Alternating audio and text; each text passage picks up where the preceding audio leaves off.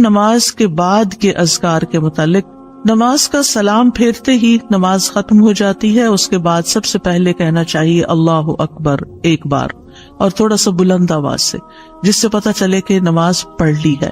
اللہ اکبر. ابن عباس کہتے ہیں میں نبی صلی اللہ علیہ وسلم کی نماز کے مکمل ہونے کو تکبیر کی وجہ سے سمجھ جاتا تھا. یعنی مثلا کوئی نفل پڑھ رہا ہے تو آپ کو نہیں پتہ چلتا کہ پڑھ چکا یا نہیں، لیکن اگر اس نے بلند آواز سے کہہ دیا اللہ اکبر تو پتہ چل گیا کہ ہاں اس کی نماز مکمل ہو گئی ہے. کیوں اللہ اکبر کہیں؟ کہ اللہ ہر چیز سے بڑا. آپ دیکھیں ہم نے نماز کا آغاز کس سے کیا تھا؟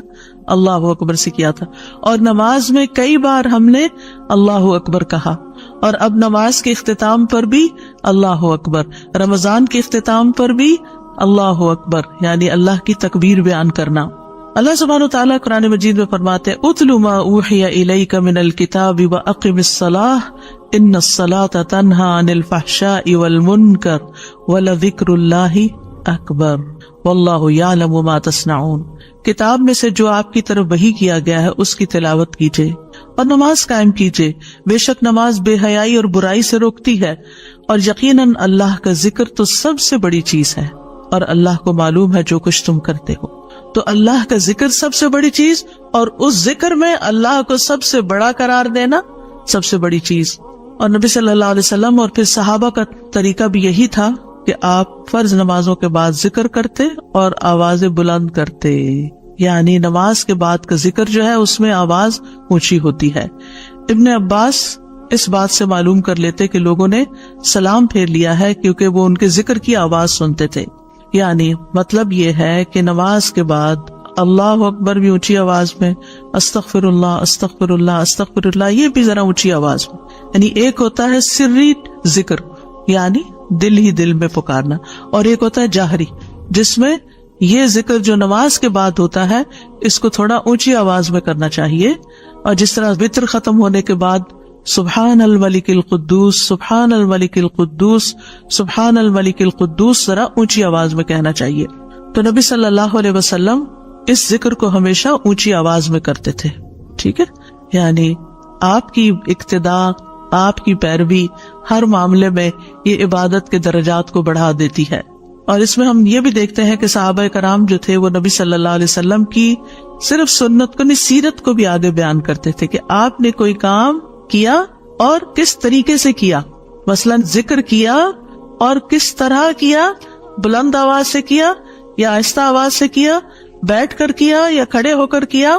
اور پھر آپ دیکھیے کہ نماز کے بعد اذکار جو ہیں وہ زیادہ پسندیدہ ہیں، یعنی دعاؤں کی نسبت زیادہ اذکار. ٹھیک ہے، اور پھر اسی طرح آپ دیکھیے کہ دوسرا ذکر جو آپ کریں گے وہ ہے استغفر اللہ 3 بار، استغفر اللہ استغفر اللہ. صوبان کہتے ہیں رسول اللہ صلی اللہ علیہ وسلم جب اپنی نماز سے فارغ ہوتے تھے تو 3 مرتبہ استغفار فرماتے تھے، 3 بار استغفار کرتے. ولید کہتے ہیں میں نے اوزائی سے پوچھا آپ استغفار کس طرح فرمایا کرتے تھے؟ تو انہوں نے کہا آپ فرماتے تھے استغفر اللہ استغفر اللہ. اب نماز پڑھ لی ہے، استغفر اللہ کیوں؟ اس لیے کہ ہم تو نماز کا حق بھی ادا نہیں کرتے. ہمارا دھیان کہاں سے کہاں چلا جاتا ہے، ہم کئی دفعہ بھول جاتے ہیں، ہمیں سجدہ سہو کرنا تک یاد نہیں رہتا، ہمیں کچھ پتہ نہیں ہوتا ہم نے کون سی سورت پڑھی، کیا تلاوت کی. ہو سکتا ہے تلاوت میں کوئی غلطی کر دیں، ہو سکتا ہے کہ تسبیح کی جگہ کچھ اور پڑھ دیں بھول چوک کے. تو ہم نماز کے اندر بھی بہت کچھ غلط کرتے رہتے ہیں جانے انجانے. اور خاص طور پر جن لوگوں نے اپنی نماز کے پروننسیشن کی اصلاح نہیں کی وہ تو کچھ سے کچھ پڑھتے رہتے ہیں بعض اوقات. یعنی پروننسیشن صحیح نہ ہونا جو ہے وہ الفاظ کے مطلب کو ہی بدل دیتا ہے. اس لیے پہلی پرائرٹی میں کوئی ایسا ٹیچر ڈھونڈیے کہ جو آپ کی نماز سن کے اس کا پروننسیشن آپ کو ٹھیک کر دے. بہرحال نماز کے بعد استغفر اللہ استغفر اللہ. اور ایک اور چیز، نماز پڑھنے کے بعد انسان کو ایک فیلنگ ہوتی ہے کہ میں نے کچھ کیا ہے، لیکن جب انسان استغفر اللہ کہتا ہے تو اس میں عاجزی کا اظہار ہوتا ہے کہ اللہ تیرا حق ادا نہیں کیا، مجھے ابھی بھی گناہوں کی بخشش کی ضرورت ہے. اور آپ دیکھیے کہ یہ الفاظ نبی صلی اللہ علیہ وسلم ادا کرتے تھے جن کے اگلے پچھلے سارے گناہ معاف کر دیے گئے تھے. تو جو شخص نماز کے بعد استغفار پڑھتا ہے وہ اپنی نمازوں پر کبھی فخر غرور تکبر نہیں کر سکتا. کہ میں بڑا نمازی ہوں، میں بڑا پرہیزگار ہوں، میں بڑا عبادت گزار ہوں. نہیں، وہ یہ دیکھے گا کہ میں نے حق ادا نہیں کیا، میرے سے جو کمی کوتاہی ہوئی ہے اللہ تعالیٰ اس کو معاف کر دے. جو چیز مکمل طور پر ادا کرنی چاہیے تھی اس کو اس طرح نہیں ادا کیا، کچھ نہ کچھ کوتاہی واقع ہو گئی، تو اس بخشش کے طلب کرنے سے اللہ تعالیٰ کوتاہی سے درگزر فرما دے گا انشاءاللہ. اور ویسے بھی استغفار کرنے سے نقص یا کمی کوتاہی جو ہے اس کا ازالہ ہوتا ہے ہماری عام روزمرہ زندگی میں بھی. تیسرا ذکر، اب آپ دیکھ رہے ہیں یہ ذکر ہے، اللہ اکبر بھی ذکر ہے، استغفر اللہ بھی ذکر ہے، اور تیسرا یہ بھی ذکر ہے اللہم انت السلام ومنک السلام تبارکت ذی الجلال والاکرام. اے اللہ تو سراپا سلامتی ہے اور تجھی سے سلامتی حاصل ہوتی ہے، تو بڑی برکتوں والا ہے اے جلال و اکرام والے. یعنی استغفار کے بعد پھر فوراً بعد اللہ تعالیٰ کی تعریف اور یہ ذکر. السلام جو ہے یہ اللہ تعالیٰ کے ناموں میں سے ایک نام ہے، جس کا مطلب یہ ہے کہ اللہ تعالیٰ ہر طرح کی آفات سے، عیبوں سے، ہر طرح کے نقص سے سلامت ہے.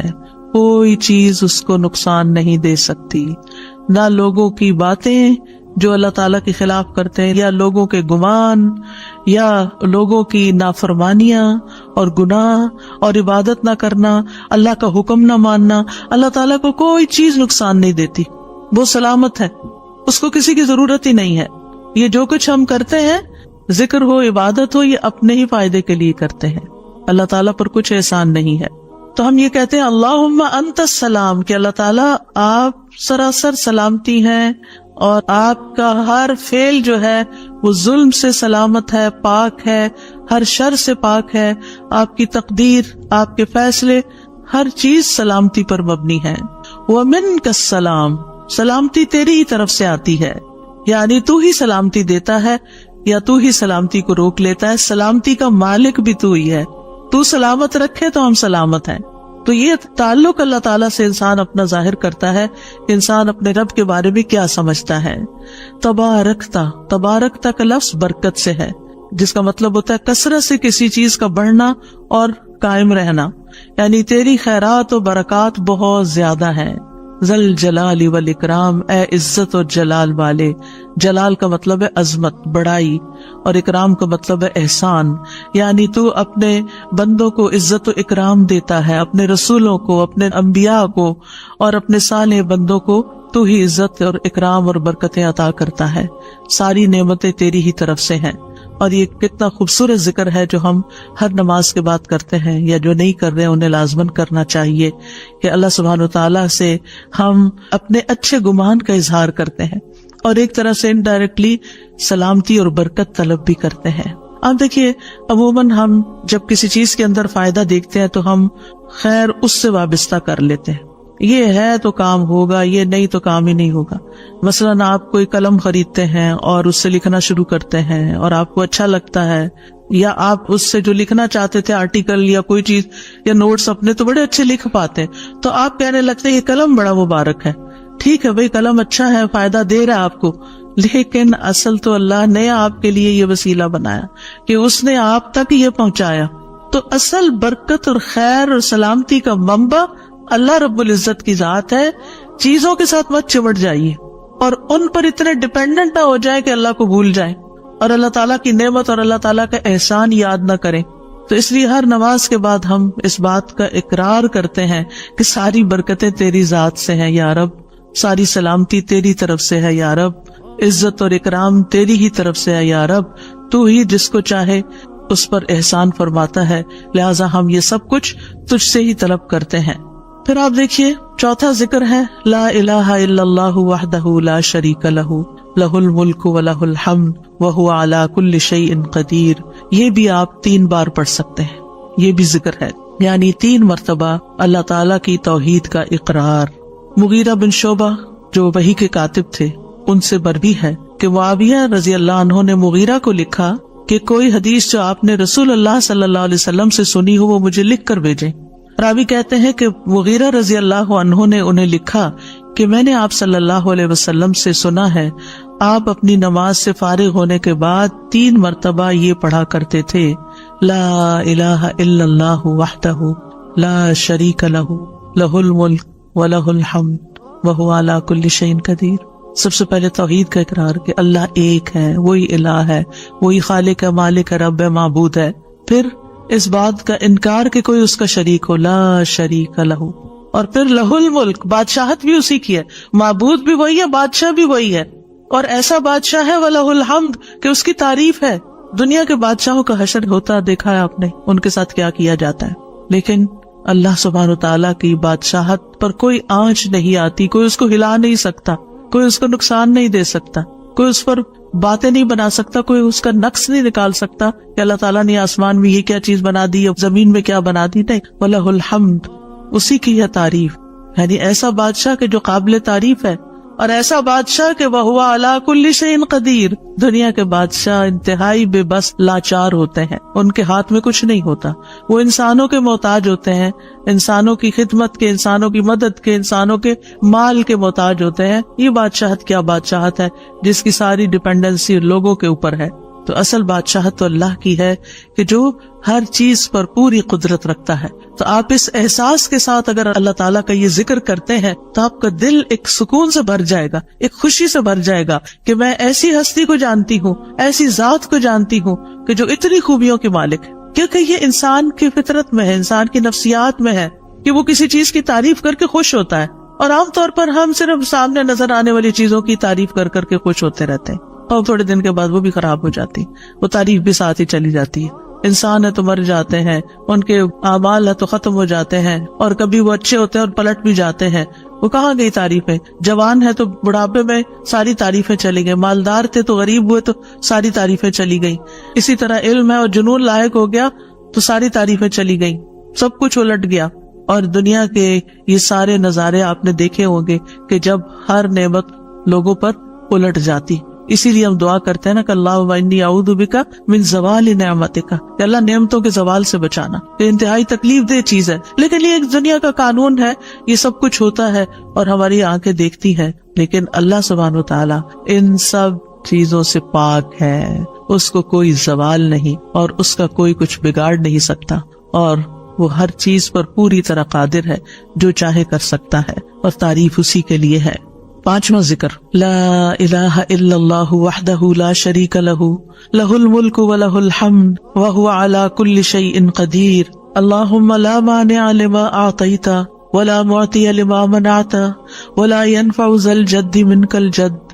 اللہ کے سوا کوئی الہ نہیں، وہ اکیلا ہے، اس کا کوئی شریک نہیں، بادشاہت اسی کی ہے اور تمام تعریف اسی کے لیے ہے، اور وہ ہر چیز پر پوری طرح قدرت رکھنے والا ہے۔ اے اللہ، جو کچھ تو نے دیا ہے اسے کوئی روکنے والا نہیں، اور جو کچھ تو نے روک دیا اسے کوئی دینے والا نہیں، اور کسی مالدار کو تیری بارگاہ میں اس کا مال نفع نہیں پہنچا سکتا۔ ابتدا میں تو وہی اللہ کی توحید بیان ہوئی، اس کی بادشاہت اور اس کی حمد کا ذکر ہے اور اس کی قدرت کا ذکر ہے، اور اس کے بعد کہ جو اللہ نے دیا، جو وہ دینا چاہتا ہے اسے کوئی روک نہیں سکتا۔ یہاں بھی آپ دیکھیں، مانگ کچھ نہیں رہی، یہ ذکر ہے، یہ دعا نہیں، یہ کیا ہے؟ ذکر ہے، اور جو کچھ تو نے روک دیا کوئی دے ہی نہیں سکتا، اور سارے ہی مالدار فقیر ہیں، اور خاص طور پر تیرے سامنے فقیر ہیں۔ یا ایھا الناس انتم الفقراء الی اللہ واللہ هو الغنی الحمید، اے لوگو تم سب اللہ کے فقیر ہو، اللہ کے محتاج ہو، اور اللہ ہی غنی، مالدار اور وہی قابل تعریف ہے، واللہ هو الغنی الحمید۔ ٹھیک ہے، نبی صلی اللہ علیہ وسلم جب سلام پھیرتے تھے تو یہ دعا پڑھا کرتے تھے یا یہ ذکر کیا کرتے تھے، اور اس میں آپ دیکھیے کہ یہ جو عقیدہ ہے نا کہ اللہ روکے تو کوئی دے نہیں سکتا، یہ انسان کو بڑا اطمینان دے دیتا ہے۔ اگر کوئی چیز، کوئی خیر آپ کی طرف آنے سے رکی ہوئی ہے تو وہ اللہ ہی نے روکی ہوئی ہے، آپ پر رحمت کی وجہ سے، بدگمان نہ ہو اس سے، کسی وجہ سے رکی ہوئی ہے۔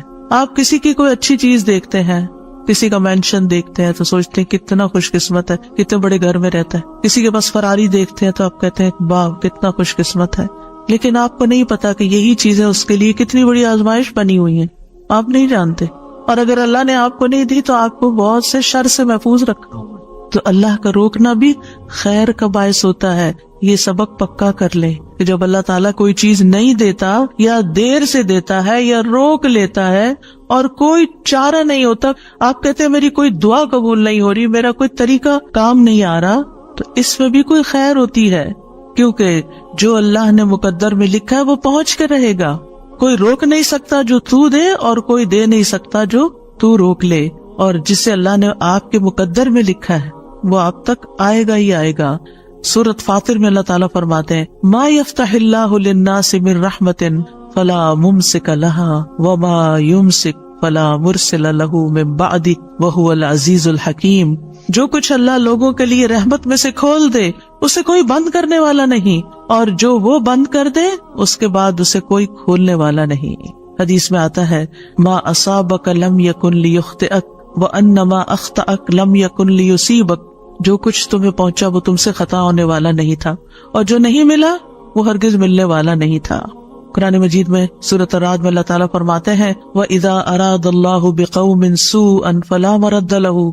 جب اللہ کسی قوم کے ساتھ برائی کا ارادہ کر لیتا ہے تو اس کو کوئی پھیرنے والا نہیں. کوئی سپر پاور اس ملک کی مدد نہیں کر سکتی اگر اللہ نے اس کے لیے جنگ کا فتنہ یا کسی اور طرح کی کوئی آزمائش لکھی ہے. یہ اللہ کے فیصلے ہوتے ہیں. یا اللہ نے کسی قوم کو تباہ کرنے کا فیصلہ کر لیا ہو تو کوئی اس کو روک نہیں سکتا.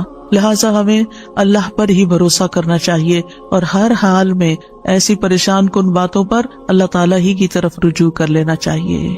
یاد رکھیے اگر کوئی چیز نہیں ملی تو اللہ تعالیٰ کو الزام مت دیں. اللہ تعالیٰ سے ناراض نہیں ہو، اللہ تعالیٰ سے بدظن نہیں ہو. یہ روکنا اس کی رحمت ہے. انسان اگر ان دو جملوں پر ایمان لے آئے تو پھر اس کا مکمل بھروسہ اللہ کی ذات پر ہو جائے گا. وہ رزق کے بارے میں اللہ پر ہی توکل کرے گا، نقصان کو دور کرنے اور بھلائی کو پانے کے لیے اللہ پر ہی بھروسہ کرے گا.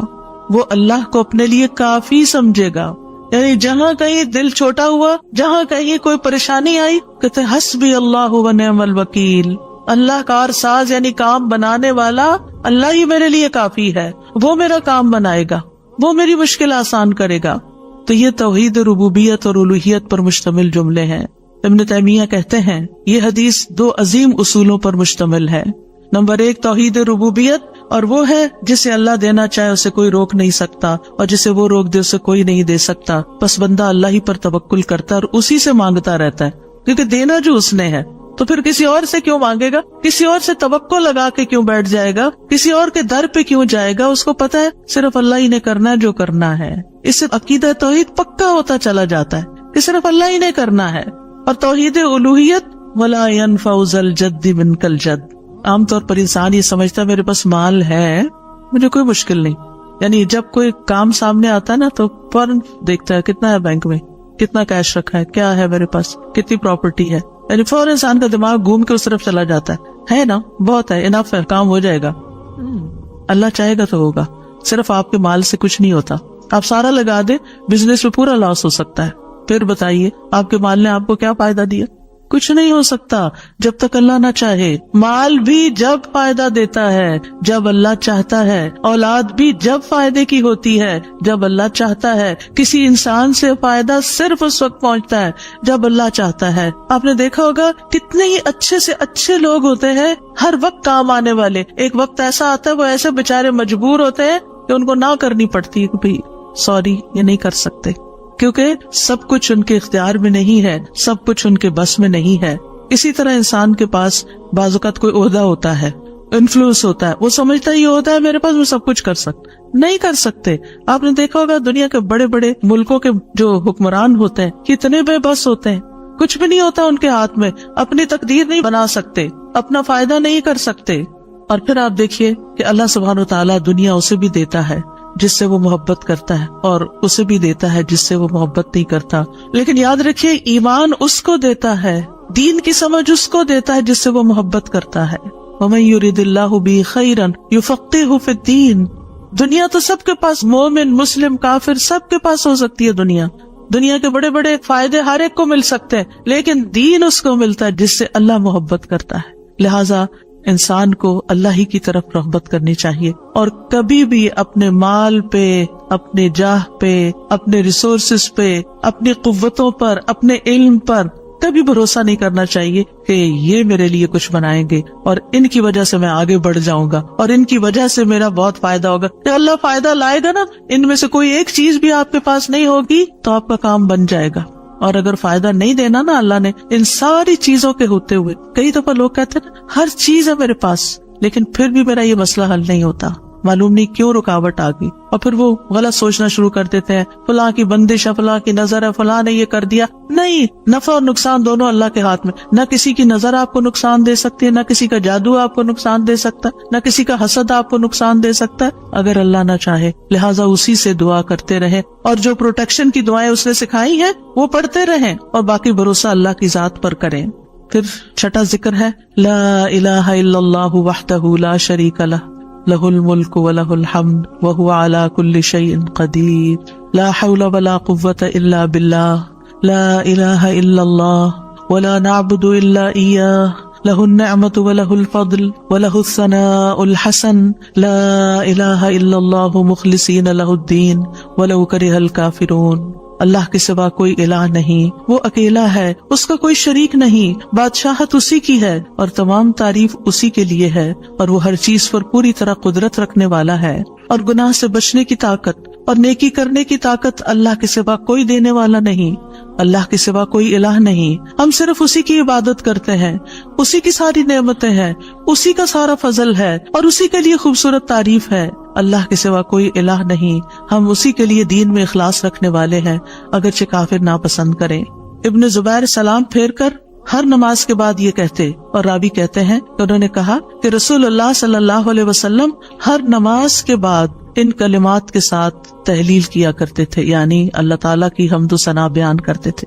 یہ بھی کیا ہے نماز کے بعد کا ذکر. اور اس میں آپ دیکھیے لا الہ الا اللہ وحدہ کے علاوہ لا حول ولا قوة الا باللہ، لا حول ولا قوة الا باللہ، کہ کوئی پھیرنے کی قوت یعنی کسی برائی کو نقصان کو دور کرنے کی، اور اسی طرح کوئی فائدہ حاصل کرنے کی قوت اللہ ہی کے پاس ہے.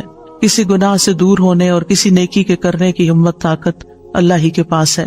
تو یہ لا حول ولا قوت الا باللہ بہت فائدہ دیتا ہے، اور اس کی کثرت کرنے کو کہا گیا ہے. اور لا الہ الا اللہ ولا نعبد الا ایاہ، ہم صرف اسی کی عبادت کرتے ہیں. لہ النعمت ولہ الفضل ولہ الثناء الحسن، نعمت بھی اور فضل بھی اور اچھی تعریف سب اللہ ہی کے لیے ہے، اور ہم مخلص ہو کر اللہ کی عبادت کرتے ہیں. مخلصین لہ الدین لا الہ الا اللہ ولو کرہ الکافرون، اگرچہ کافر ناپسند کریں، ان کو ہماری توحید اچھی نہ لگے، لیکن پھر بھی ہم صرف ایک اللہ ہی کو مانتے ہیں. ساتویں چیز ہے تسبیحات. سبحان اللہ 33 بار، الحمدللہ 33 بار، اور اللہ اکبر 33 بار، اور 34ویں بار لا الہ الا اللہ وحدہ لا شریک لہ لہ الملک ولہ الحمد وہو علی کل شیء قدیر. ہر نماز کے بعد ان تسبیحات کو پڑھنے کی فضیلت کیا ہے؟ ابو ہریرہ کہتے ہیں رسول اللہ صلی اللہ علیہ وسلم نے فرمایا، جس آدمی نے ہر نماز کے بعد 33 مرتبہ سبحان اللہ، 33 مرتبہ الحمدللہ اور 33 مرتبہ اللہ اکبر کہا تو یہ 99 کلمات ہو گئے. اور 100 کا عدد پورے کرنے کے لیے لا الہ الا اللہ وحدہ لا شریک لہ یہ ذکر کر لیا تو اس کے سارے گناہ معاف کر دیے جائیں گے، چاہے وہ سمندر کی جھاگ کے برابر ہو. یعنی 100 کا عدد پورا کرنے کے لیے کیا پڑھنا ہے؟ لا الہ الا اللہ وحدہ لا شریک لہ لہ الملک ولہ الحمد وہو علی کل شیء قدیر. رسول اللہ صلی اللہ علیہ وسلم نے فرمایا ہر نماز کے بعد کچھ ایسے اذکار ہیں جن کو پڑھنے والا یا جن کو کرنے والا کبھی محروم نہیں ہوتا، جن میں سے سبحان اللہ 33 بار، الحمدللہ 33 بار اور 34 بار اللہ اکبر. یعنی اگر لا الہ الا اللہ پورا نہیں پڑھ سکتے تو اللہ اکبر کو 34 بار کر کے 100 کی گنتی پوری کر لیں. پھر اسی طرح رسول اللہ صلی اللہ علیہ وسلم کے پاس کچھ فقیر صحابہ حاضر ہوئے، کہا کہ امیر لوگ بلند درجات اور ہمیشہ رہنے والی جنت حاصل کر چکے. حالانکہ جس طرح ہم نماز پڑھتے ہیں وہ بھی پڑھتے ہیں، جیسے ہم روزے رکھتے ہیں وہ بھی رکھتے ہیں، لیکن مال و دولت کی وجہ سے انہیں ہم پر فضیلت حاصل ہے. اس کی وجہ یہ کہ وہ حج کرتے ہیں، عمرہ کرتے ہیں، جہاد کرتے ہیں، صدقے دیتے ہیں، اور ہم محتاجی کی وجہ سے یہ کام نہیں کر سکتے. آپ نے فرمایا کیا میں تمہیں ایک ایسا عمل نہ بتا دوں اگر تم اس کی پابندی کرو گے تو جو لوگ تم سے آگے بڑھ چکے ہیں تم انہیں پالو گے اور تمہارے مرتبے تک کوئی نہیں پہنچ سکتا، اور تم اپنے سامنے موجود لوگوں میں سب سے بہتر ہو جاؤ گے سوائے ان کے جو یہی عمل شروع کر دیں. ہر نماز کے بعد 33 بار سبحان اللہ، 33 بار الحمدللہ، 33 بار اللہ اکبر، اور پھر 34ویں بار تو وہ ذکر آپ کو بتا ہی دیا گیا. اور اگر آپ 33 بار نہ پڑھ سکیں تو 10 بار سبحان اللہ، 10 بار الحمدللہ اور 10 بار اللہ اکبر پڑھ لیا کریں. یعنی اگر جلدی ہے تو پھر 10 بار بھی پڑھ سکتے ہیں. نبی صلی اللہ علیہ وسلم نے فرمایا 2 عمل ایسے ہیں اگر کوئی مسلمان بندہ ان کی پابندی کر لے تو جنت میں داخل ہوگا، اور وہ بہت آسان ہے مگر ان پر عمل کرنے والے بڑے کم ہیں. وہ کیا ہیں؟ ہر نماز کے بعد 10 بار سبحان اللہ، 10 بار الحمدللہ، 10 بار اللہ اکبر. فرمایا زبان کی ادائیگی کے اعتبار سے تو 150 بار ہیں، یعنی 5 نمازوں میں 10 بار، اور ترازو میں 1500 ہوں گے. اور جب سونے لگے تو 34 بار اللہ اکبر، 33 بار الحمدللہ اور 33 بار سبحان اللہ کہے. زبانی طور پر تو یہ 100 ہے مگر میزان میں یہ تسبیحات 1000 ہوں گی. اور وہ کہتے ہیں یقیناً میں نے رسول اللہ صلی اللہ علیہ وسلم کو دیکھا، آپ انہیں اپنے ہاتھ سے شمار کرتے تھے. اور پھر کہتے ہیں دائیں ہاتھ سے، تو کرنے کا طریقہ کیا ہے؟ 3 دفعہ اوپر کو جائیے سبحان اللہ سبحان اللہ سبحان اللہ، اور 3 دفعہ نیچے کو آ جائیے سبحان اللہ سبحان اللہ سبحان اللہ. ایک انگلی پہ 6 بار ہو گیا. تو آپ کی 5 انگلیاں، تو 5 کو 6 دفعہ ضرب دیں تو کیا ہوتا ہے؟ 30، اور 3 دفعہ اور پڑھ لیں، اور اگر 34 ہے تو ایک اور پڑھ لیں. تو اس طرح ایک ہی ہاتھ پر، دائیں ہاتھ پر یہ تسبیحات آسانی سے پڑھی جا سکتی ہیں، کیونکہ ہاتھ سے تسبیح کرنا زیادہ پسندیدہ ہے. حضرت عبداللہ بن عمر کہتے ہیں میں نے رسول اللہ صلی اللہ علیہ وسلم کو دیکھا، آپ داہنے ہاتھ کی انگلیوں پر تسبیح کو شمار کرتے تھے، اور آپ نے صحابیات کو حکم دیا تھا کہ وہ اللہ کی تکبیر، تقدیس، تحلیل کی پابندی اختیار کریں اور اپنی انگلیوں پر شمار کریں، کیونکہ ان سے سوال ہوگا اور یہ بلوائی جائیں گی. قیامت کے دن ہاتھ بولیں گے، تو اگر ان پہ تسبیح آپ پڑھتے ہیں تو یہ بول کے بتائیں گے ہم تو اللہ کا ذکر کرتے رہے. 8ویں چیز ہے آیت الکرسی. اللہ لا الہ الا هو الحی القیوم لا تأخذہ سنۃ ولا نوم لہ ما فی السماوات وما فی الارض من ذا الذی یشفع عنده الا بإذنہ یعلم ما بین ایدیہم وما خلفہم ولا یحیطون بشیء من علمہ الا بما شاء وسع کرسیہ السماوات والارض ولا یؤودہ حفظہما وہو العلی العظیم. پورا اللہ کا تعارف ہے. اللہ وہ ہے کہ اس کے سوا کوئی معبود نہیں، وہ زندہ ہے، ہر چیز کو قائم رکھنے والا ہے، نہ اسے کچھ اونگ پکڑتی ہے اور نہ کوئی نیند. اسی کا ہے جو کچھ آسمانوں میں ہے اور جو کچھ زمین میں ہے. کون ہے جو اس کے پاس اس کی اجازت کے بغیر سفارش کرے؟ وہ جانتا ہے جو کچھ ان کے سامنے اور جو کچھ ان کے پیچھے ہے، اور وہ اس کے علم میں سے کسی چیز کا احاطہ نہیں کر سکتے مگر جتنا وہ چاہے. اس کی کرسی آسمانوں اور زمین کو سمائے ہوئے ہے، اور اسے ان دونوں کی حفاظت یعنی آسمان و زمین کی حفاظت تھکاتی نہیں، اور وہی سب سے بلند، سب سے بڑا ہے. ہر نماز کے بعد آیت الکرسی پڑھنے کی فضیلت یہ ہے کہ جو شخص نماز کے بعد اس کو پڑھ لیتا ہے اور اس نماز کے بعد اس کی ڈیتھ ہو جاتی ہے تو فرمایا اس کو موت کے علاوہ کوئی چیز جنت میں جانے سے نہیں روک سکتی. مر گیا تو سیدھا جنت میں. یہ قرآن مجید کی سب سے افضل آیت ہے. ابو ذر غفاری کہتے ہیں میں مسجد حرام میں داخل ہوا اور رسول اللہ صلی اللہ علیہ وسلم کو اکیلے دیکھ کر آپ کے پاس آ کے بیٹھ گیا. میں نے کہا یا رسول اللہ صلی اللہ علیہ وسلم کون سی آیت افضل ہے جو آپ پہ نازل ہوئی؟ آپ نے فرمایا آیت الکرسی. کرسی کے مقابلے میں 7 آسمان اس طرح ہیں جیسے بیابان زمین میں کوئی چھلا گرا پڑا ہو، اور پھر کرسی کے مقابلے میں عرش کا حجم اتنا ہے جیسے اس چھلے کے مقابلے میں بیابان کا وجود. اور یہ قرآن مجید کی سب سے عظیم آیت بھی ہے. ابی ابن کعب سے روایت ہے ایک مرتبہ نبی صلی اللہ علیہ وسلم نے ان سے پوچھا اللہ کی کتاب میں سب سے عظیم آیت کون سی ہے؟ انہوں نے کہا اللہ اور اس کا رسول ہی زیادہ جانتے ہیں. آپ نے یہ سوال کئی مرتبہ دہرایا تو ابی ابن کعب نے کہا آیت الکرسی. یہ سن کر آپ نے فرمایا ابو المنذر تمہیں تمہارا علم مبارک ہو. اس ذات کی قسم جس کے ہاتھ میں میری جان ہے، عرش کے پائے کے پاس یہ اللہ بادشاہ کی پاکیزگی بیان کرتی ہوگی. اس کی ایک زبان اور 2 ہونٹ ہوں گے، یعنی جو لوگ اس پڑھیں گے وہ ان کے حق میں ایک طرح سے گواہ ہوگی. 9ویں چیز جو نماز کے بعد پڑھنی چاہیے وہ ہے معوذات. سورۃ الاخلاص، سورۃ الفلق، سورۃ الناس. پہلی سورت اتنی نعمتیں ہیں کہ ہم گن ہی نہیں سکتے. ابن رجب کہتے ہیں کہ دین میں یا دنیا میں اللہ کی ہر نعمت جو بندے کو حاصل ہوتی ہے اس میں نعمت کا شکر ادا کرنے کی ضرورت ہوتی ہے. پھر جو شکر کی توفیق ملتی ہے اس پر بھی شکر ادا کرنے کی ضرورت ہے، یعنی شکر پر بھی شکر. یہ ایک اور نعمت ہے، اس میں دوبارہ شکر ادا کرنے کی ضرورت ہے. پھر دوبارہ شکر کیا تو ایک اور نعمت مل گئی، اب کیا ہے ایک اور دفعہ شکر کریں. اور یہ سلسلہ ہمیشہ جاری رہتا ہے، یعنی شکر کا سلسلہ کبھی ختم نہیں ہونا چاہیے. شکر کرتے ہی چلے جائیں. وحسن عبادتک، اور اپنی خوبصورت عبادت کی توفیق عطا فرما. اور خوبصورت عبادت اسی وقت ہو سکتی ہے جب اس میں اخلاص ہو اور نبی صلی اللہ علیہ وسلم کی اتباع ہو، اطاعت ہو. اطاعت اعضاء سے کی جاتی ہے، یعنی ہمارے اعضاء، ہاتھ پاؤں، ہمارا جسم یہ عبادت میں مشغول ہوتا ہے. بعض اوقات ہم ڈھیروں عبادت کر لیتے، ڈھیر سارے نفل پڑھ لیتے، بہت کچھ کر لیتے، لیکن اس کو کوئی کوالٹی نہیں ہوتی. یہاں یہ نہیں کہا گیا کہ کثیر عبادتک، یہاں کیا کہا گیا؟ حسن عبادتک، کہ اللہ خوبصورت عبادت کی توفیق دے. امام ابن تیمیہ کے بارے میں آتا ہے کہ جب وہ قید ہوئے تو اپنے سجدوں میں یہ دعا پڑھا کرتے تھے، اللہم اعنی علی ذکرک و شکرک و حسن عبادتک، کیونکہ اللہ کی توفیق کے بغیر ہم یہ کام نہیں کر سکتے.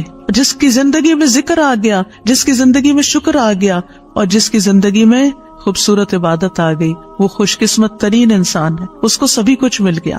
اور جو ان چیزوں سے محروم ہے پھر ہر خیر سے محروم ہے، چاہے دنیا کی قارون جیسی دولت اس کے پاس کیوں نہ ہو، پوری دنیا اس کی فین ہو، اس کی تعریفیں کرے اور اس کی فدائی شدائی ہو، کوئی فائدہ نہیں ہے. ایک اور دعا ہے، رب قنی عذابک یوم تبعث عبادک، اے میرے رب مجھے اس دن کے عذاب سے بچانا جس دن تو اپنے بندوں کو اٹھائے گا. 3 بار یہ دعا، اللہ ہمیں اس دن کے عذاب سے بچانا جس دن تو اپنے بندوں کو اٹھائے گا. ایک دفعہ بھی پڑھی جا سکتی، 3 دفعہ کی شرط نہیں ہے. براء بن عازب کہتے ہیں جب ہم رسول اللہ صلی اللہ علیہ وسلم کے پیچھے نماز پڑھتے تھے تو ہم آپ کی دائیں طرف کھڑے ہونے کو پسند کرتے تھے تاکہ آپ ہماری طرف رخ کر کے متوجہ ہوں. براء کہتے ہیں میں نے آپ کو فرماتے ہوئے سنا، یعنی آپ پلٹ رہے تھے اور کہہ رہے تھے رب قنی عذابک یوم تبعث عبادک. یہ رات کو سوتے ہوئے بھی پڑھا کریں اور نمازوں کے بعد بھی کہ اللہ اس دن کے عذاب سے بچا لینا جس دن تو بندوں کو دوبارہ پیدا کرے گا. 13 اللہم اغفر لی ما قدمت وما اخرت وما اسررت وما اعلنت وما اسرفت وما انت اعلم به منی انت المقدم وانت المؤخر لا الہ الا انت. اے اللہ میرے وہ گناہ بخش دے جو میں پہلے کر چکا، جو میں نے بعد میں کیے، اور جو چھپے ہوئے کیے اور جو ظاہر میں کیے، اور جو میں حد سے بڑھا رہا اور وہ جن سے تو مجھ سے زیادہ باخبر ہے.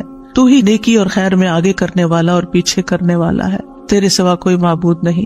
نبی صلی اللہ علیہ وسلم سلام پھیرنے کے بعد یہ دعا پڑھا کرتے تھے، یعنی اس دعا کے بارے میں ثابت ہے کہ سلام کے بعد پڑھا کرتے تھے. اللہم اغفر لی ما قدمت، بات یہ ہے کہ جو نیک لوگوں کی نیکیاں ہوتی ہیں وہ مقربین کے گناہ شمار ہوتے ہیں، یعنی ان کا سٹینڈرڈ اور ہائی ہوتا ہے نا، ان کی کوالٹی اور اچھی ہوتی ہے. تو اس لیے نبی صلی اللہ علیہ وسلم کے گناہ کوئی نہیں تھے کہ جس کے لیے آپ بخشش مانگتے تھے، ایک تو ہمیں سکھانے کے لیے، اور دوسرا یہ ہے کہ نیکیوں میں سے جو کم درجے کی نیکیاں ان پر بھی. وما اخرت، اور جو عبادت مجھ سے تاخیر ہوئی، کوتاہی ہوئی، جو میں نے لیٹ کی، جس کا حق ادا نہیں کیا. وما اسررت، جو میں نے چھپایا، جو میرے دل میں وسوسے اور خیالات آئے. بعض اوقات نماز کے اندر وسوسے آنا شروع ہو جاتے ہیں تو یا اللہ تو اس کو بھی معاف کر دے. وما اعلنت، اور جو میں نے ظاہراً کیے، یعنی وہ اقوال افعال جو سب کے سامنے، لوگوں کے سامنے کوئی بری مثال پیش کی. یعنی یہ نبی صلی اللہ علیہ وسلم کے نہیں، یہ ہمارے لیے کہ ہم بعض اوقات ایسی بات کر جاتے ہیں، ایسا کام کر جاتے ہیں جو دوسروں کو پٹ آف کر دیتا ہے نیکی کے کاموں سے، یا ان کو دین سے ہٹا دیتا ہے، یا اور اسی طرح کی غلطیاں ہم کرتے ہیں. اور پھر آپ دیکھیے کہ نبی صلی اللہ علیہ وسلم کی ہمبلنس بھی اس سے پتہ چلتی ہے کہ کتنے آپ ہمبل تھے، کہ سارا کچھ کر کے، بہترین عبادت کر کے پھر بخشش بھی مانگ رہے ہیں. اور پھر آپ دیکھیے کہ وما اسرفت، ہر معاملے میں ہم حد سے پار ہو جاتے ہیں، خوشی میں، غم میں، بے صبری میں، ہر چیز میں. تو اس کی بھی دعا ہے یہ کہ اللہ جہاں بھی میں حد لمٹ کراس کر رہا ہوں، اللہ مجھے وہ کراس کی ہوئی لمٹ کے آگے جو غلط کام کیا ہے مجھ سے تو وہ بھی معاف کر دے. اور وما انت عالم بہ منی، اور جو تو مجھ سے زیادہ جانتا ہے، یعنی خاص کے بعد عام کا بھی ذکر ہے، یعنی میں نے تو مانگ لیا جو مجھے سمجھ آتی تھی، اب اس کے علاوہ بھی جو کچھ ہے اس کو بھی آپ معاف کر دیجیے. اور پھر انت المقدم و انت المؤخر، دوسرے روایت میں انت المقدم والمؤخر بھی آتا ہے، جس کو تو چاہتا ہے آگے بڑھا دیتا ہے نیکی میں، جس کو تو چاہتا ہے پیچھے کر دیتا ہے. یعنی یہ نہ سوچیے کہ آج میں اگر نیکیوں میں آگے ہوں تو ہمیشہ ایسے ہی رہوں گی، ہمیشہ ڈرتے رہا کریں، پیچھے بھی ہو سکتے ہیں. تو یا اللہ تو مجھے آگے ہی رکھنا مراد یہ ہے. اور اگر نبی صلی اللہ علیہ وسلم کے بارے میں ہے تو آپ کی نبوت سب سے آخر میں تھی، وہ ایک پازیٹیو سینس میں ہے، انت المقدم و انت المؤخر. اور پھر اسی طرح یہ ہے کہ قیامت کے دن سب سے پہلے آپ اٹھائے جائیں گے، حالانکہ دنیا میں آپ کی نبوت سب سے آخر میں تھی. تو یہ اللہ تعالیٰ کا فیصلہ ہوتا ہے، جس چیز پر وہ چاہتا ہے اپنے بندوں کو اتارتا ہے، جس کو چاہتا ہے آگے بڑھاتا ہے، جس کو چاہتا ہے عزت دیتا ہے، جس کو چاہتا ہے ذلت دیتا ہے، اور بندوں کے ایک دوسرے پر درجات ہیں. نمبر 14 سبحانک اللہم و بحمدک استغفرک و اتوب الیک.